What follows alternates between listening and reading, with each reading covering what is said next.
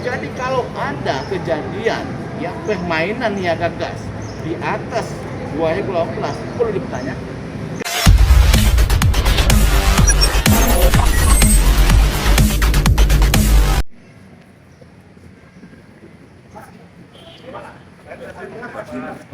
Pak. Baik, tapi kan ada yang Pak ngobrol Pak. Ini saya mau ngomong. Terima kasih. Assalamualaikum warahmatullahi wabarakatuh. Waalaikumsalam. Selamat pagi, sahabat semua. Pagi ini ya, teman-teman tawan, saya mendatangi KPK sesuai undangan dari pemerintah. Dan saya sampaikan, ini bukan pertama kali saya ke KPK ini. Saya udah 3 kali ini.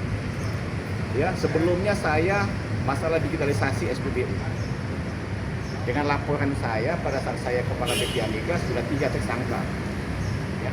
Jadi kalau sekarang juga ini masalah kasusnya niaga gas, ya saya terima kasih kepada KPK sudah mengapresiasi temuan kami pada saat saya dulu sebagai kepala BPA Migas. Ini kasusnya hampir 5 tahun lalu baru dibuka hari ini. Jadi saya sangat terima kasih. Dan pada saat saya kepala BPA Migas kita bertemu sama ketua KPK sudah koordinasi baik pencegahan maupun yang terkait dengan penindakan. Ya, jadi kalau saya mau cerita dari saya sebagai kepala BPA Migas 2021 setidaknya ada 3 ya yang sudah diproses oleh KPK. Pertama ini ya kan niaga gas tingkat ini. Yang kedua, sebelumnya digitalisasi SPBU juga ada 3 tersangka. Yang satu lagi pipa Cisem, ya pipa Cirebon Semarang, ya yang menggunakan APBN Cisem 1 yang 1T itu sudah ada tersangka juga. Saya dapat info pelaku usahanya. Jadi saya datang hari ini akan menguatkan. Terus saya bawa tuh mana ininya? Tidak ada urusan kepada individu. Saya ngomong demi kepentingan nasional. Ya, Pak Prabowo Presiden berulang ngomong. Banyak akibat korupsi itu terjadi, ya habislah APBN itu dalam masa tenang. Jadi saya datang ke sini untuk kepentingan nasional, khususnya apa? Ketahanan energi. Cuma ini. Karena apa? Bapak Ibu tahu semua ya kawan. Akibat hal-hal yang niaga gas begini, harga gas jadi mahal. Niaga gas itu dari PPA, PTB, PTG, PTD dikasih alokasi gas oleh Kementerian SDM. Yang PTD inilah yang berjual, yang membangun infrastruktur yang dijual kepada pengguna akhir. Apa yang terjadi? Semua ngambil untung. Akibat ngambil untung harga gas jadi mahal. Kalau harga gas jadi mahal, bagaimana investasi masuk ke Indonesia? Jadi mau masuk. Padahal gas itu adalah faktor produksi, bukan hanya faktor komoditi. Kalau komoditi kita ekspor dapat duit, tapi kalau faktor produksi punya nilai tambah. Nah makanya saya datang ke sini, ini perlu. Nah hari ini saya sebagai ketua KPPU, boleh Bapak minta sama saya tentang niaga gas, boleh ngomong juga masalah saya sebagai KPPU. Kaitan dengan ini juga, saya sudah ngomong dengan, saya sudah buat surat kepada Presiden, nanti ini Pak Deswin di rumah saya, boleh dikasih Pak. Kita sudah buat surat ke Presiden pada 6 Agustus 2024. Jelas dalam surat saya masalah alokasi gas. Jadi kalau niaga gas ini ada kaitan sama alokasi gas. Ini basis dari mana? Permen ESDM 06 2016. Pada saat itu siapa yang teken? Bapak Sudirman Said, menterinya. Kita tahu siapa Sudirman Said, orang yang punya integritas, ya kan gitu kan. Termasuk KPK ini dia salah satu yang merumuskan undang-undang. Nah, jadi Pak Sudirman Said sejak dia 2016 itu memotong tidak boleh lagi terjadi niaga gas bertingkat tadi. Yang sebelumnya itu terjadi luar biasa, bertingkat-tingkat harga jadi mahal. Ada yang tidak punya fasilitas gas dia bangun. Dia dapat duit, dapat alokasi gas, dia jual-jual lagi. Nah, itu ini yang terjadi. Hanya dibuat dia. Jadi kalau saya ngomong mohon maaf ya. Ini juga bagian dari mafia migas. Ya, Bapak Ibu sekalian, mafia migas, mafia alokasi gas, mafia niaga gas. Nah, tolong teman-teman buka ini. Karena kita semua akan jadi korban. Dan ada investasi mau masuk ke negeri. Kita kalah sama gas yang ada di misalnya Malaysia, harga gas yang ada di Thailand, di Vietnam. Bahkan kita ke sana. Makanya ini seiring dengan maunya Bapak Presiden kita. Dan kami 6 Agustus 2024 saya buat surat ke Presiden langsung, tembusan ke Menko, Menteri SDM, ke KPK, ya ke pimpinan kita sendiri. Di dalam Permen SDM tentang alokasi gas, yang gas bertingkat itu sudah ada aturan. yang boleh berniaga ada transisi sampai 2 tahun, sampai 2018. Jadi kalau ada kejadian ya permainan niaga gas di atas 2018, perlu dipertanyakan kenapa masih ada tingkat. Nah, saya nggak tahu paham nggak kalian dengan yang saya jelaskan ini. Ya, kemudian saya sampaikan juga bahwa ya KPPU juga aku mendalami ini. Ya, saya bulan Februari tanggal 21 ya, kita sudah ketemu langsung kepada kepala KPK dan intinya kita lagi proses MOU kita sudah berapa? 2014. Jadi KPPU sudah koordinasi, sudah MOU dengan KPK sejak 2014. Jadi kalau dulu temuan saya kepala BPIA Mega, sekarang saya ketua KPPU, lebih bahaya lagi. Ya. Karena apa? Korupsi itu adalah output.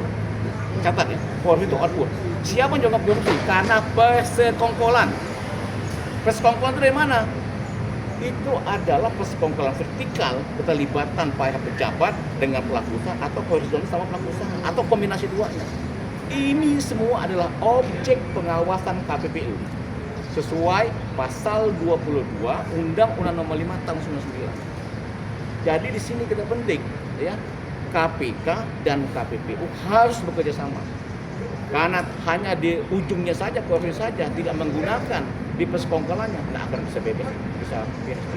Tapi kalau dua-dua lembaga ini bisa koordinasi, ini bisa kita makin kuat untuk menjaga supaya kita pertumbuhan ekonomi makin bagus, investasi makin bagus. Gitu ya. Dan sekali satu akhir nih, kalau begitu apa? Jangan hanya KPK dong yang berkuat, KPPU dong. Nah, Anda tolong tulis nih gede-gede. Tolong Pak Presiden perhatian untuk KPPU, anggarannya kecil. Undang-undangnya udah 25 tahun, nih tanggal 7 Juni, ulang tahun nih KPPU. KPK ada berapa kali yang amandemen. Nah, kalau bisa undang-undang persaingan usaha dibuatkan. Ya, dana negara atau apa, nah bisa investasi masuk ke Indonesia, ya. Sampaikan ke pemerintah tanah. Kalau tidak persaingan usaha di dengan sehat, di dunia ini KPPU besar di Amerika, di Australia, di New Zealand, di Korea, di Jepang, di Eropa sangat kuat. Karena itulah investasi bisa masuk ke Indonesia. Gitu ya. Jadi tolong, karena ini sensitif ya wartawan ya. Kita ini lagi dibahas, sudah masuk ke Prolegnas 2025, sudah dibentuk panja di Komisi 6. Nah, kita akan mentargetkan merevisi Undang-Undang Nomor 5 ini. Tolong sampaikan. Kalau bisa KPPU-nya juga bisa menggeledah, bisa merekam, bisa men-tapping kalau bisa. Ya kan gitu kan? Karena ini kita pelaku usaha lebih dominan gitu ya. Jadi korupsi bukan hanya itu kan di ujungnya saja, tapi persekongkolan salah satu penyebabnya.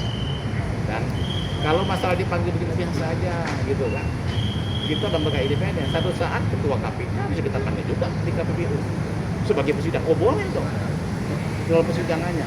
Kemarin mantan Menteri SDM kita panggil terkait dengan pipa semua. Nah, saya datang sini, saya kasih tonjok, saya pakai baju KPPU, saya resmi ke sini.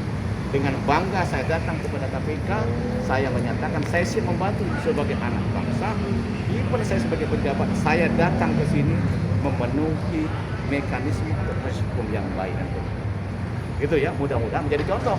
Siapapun pejabatnya, siapapun jabatannya gitu kan, datang ke baik-baik. Kalau kita nggak ada masalah, boleh tenang aja. Kan buka saya, senyum aja kan, nggak ada masalah. Oke, Kang, ada yang mau tanya nggak? Berarti kedatangan Bapak ke KPK itu untuk menjelaskan kasus-kasus korupsi yang sedang disik di KPK? Bukan, kan ini kan juga sebagai ada niaga gas gitu kan, yang bertingkat, sudah ada tersangkanya, saya diundang. Mungkin data awal sudah ada, saya sebagai saksi. Nah, saya bawa dokumen lagi, lebih banyak lagi dokumen sini nih saya bawa. Adalah, itu nanti saya bakal sama penyidik, ya kan? Tentang masalah penguatan apa yang terjadi. Intinya saya mengapresiasi ya KPK perlu bongkar habis ini kayak begini. Karena kalau ini tidak dibuka begini, tidak berjalan maunya presiden. Poin penting dokumen itu Presiden kan di kan di perbuatan melawan hukum dalam proses jual beli ini. Mungkin Dr. ini bisa disebutkan kita apa poin penting dari Iya kan problemnya di Jakarta ya. saya itu tanggal 2 Februari 2020 buat surat sebagai Kepala BPH Migas kepada Dirjen Migas yang ada di KPK loh. Tapi itu hebatnya kejelian KPK. Intinya apa? Sebenarnya Permen ISDM 06 2016 nggak ada hubungan sama BPH. Karena BPH itu hanya memverifikasi volume pegawai-pegawai BPH itu, karena kami dapat PNBP. Dari PNBP itu melihat bahwa ada niaga gas yang dijual gas ini ke BPA, PTB. Nah ternyata kok di list nggak ada konsumennya ke PT yang bermasalah ini gitu kan. Nah disitulah ternyata inilah cikal bakal diproses. Ada Dirjen Migas turun, ada 2 pelaku usahanya. Yang kedua, ada rapat komisaris utamanya pada saat itu di internal untuk proses hakim dan seterusnya. Akhirnya ditangkap oleh BPK. Gitu. Itu. Nah, kami yang saya tuh agak surprise ternyata surat saya yang hanya sederhana begitu aja bisa membuka oleh KPK ya. Ini menjadi potensi temuan terjadi niaga bertingkat dan mungkin korupsi. Gitu aja. Kira-kira kerugian negara dari Komisi Migas ini berapa triliun? Enggak, ini kan hasil temuan BPK, kata BPK ya, $15 juta. Kalikan aja sampai 250 M gitu. Tapi ini kan saya ngomong tuh kan di berita, kan rilis resmi di KPPU. Jangan hanya 2 ini aja dong. Pelaku usaha ya yang punya alokasi gas bukan hanya ini, ada banyak perusahaannya. Jadi ya silakan KPK buka aja. Oke, udah siap benar. Oke ya. Terima kasih banyak ya. Tolong dukung nih KPPU-nya.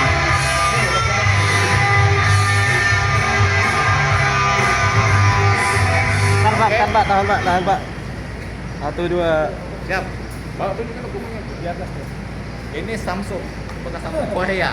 Kata Bambang Pacul Korea musim melenting. Nah, kita ini orang ada bapaknya melenting aja lagi. Makasih ya Pak. Ini biro hukum saya ini. Siap. Ya, biro hukumnya KPU. Oke, siap. Sudah ini.